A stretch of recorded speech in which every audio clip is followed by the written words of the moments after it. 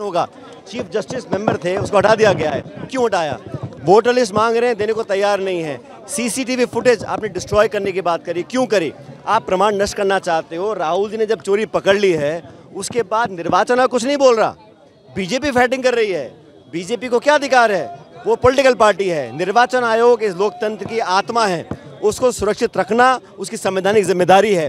निर्वाचन आयोग पे जो सवाल उठते हैं, आप बजाय जवाब देने के आप नोटिस देना चाहते हैं। राहुल जी साहब एफिडेविट मांग रहे हैं, लोकसभा में आप 200 सांसदों को डिटेन कर रहे हैं, राहुल जी खड़गे जी को आप अरेस्ट कर रहे हैं। और सबसे बड़ी बात यह है कि हमने कहा जांच करो, आरोप नहीं लगाए, गड़बड़ी दिखाई है तथ्य प्रमाण के साथ।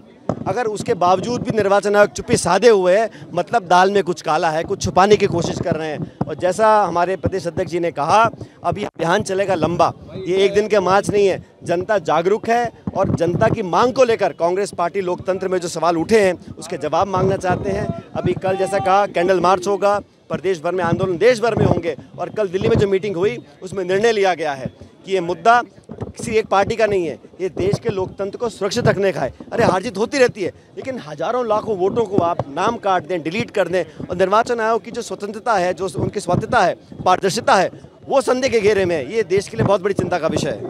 कार्रवाई से पीछे हट रहा है। और अजीब बात यह है कि बजाय निर्वाचन आयोग के बीजेपी आके उनकी बैटिंग कर रही है, भाजपा आके डिफेंड कर रही है, बचाव कर रही है, राहुल गांधी शपथ पत्र मांग रहे हैं। सरकार को इसमें नहीं पड़ना चाहिए। निर्वाचन आयोग की नैतिक और एक संवैधानिक जिम्मेदारी है कि एक एक वोट की पहचान हो, कोई गड़बड़ी ना हो। और राहुल जी ने सिद्ध किया है। हमने सिर्फ कहा है जांच करिए, जांच करने को तैयार नहीं है। तो पब्लिक में जाके इस बात को हम लोग रख रहे हैं ताकि जनता को पता रहे कि वोट की चोरी बंद हो।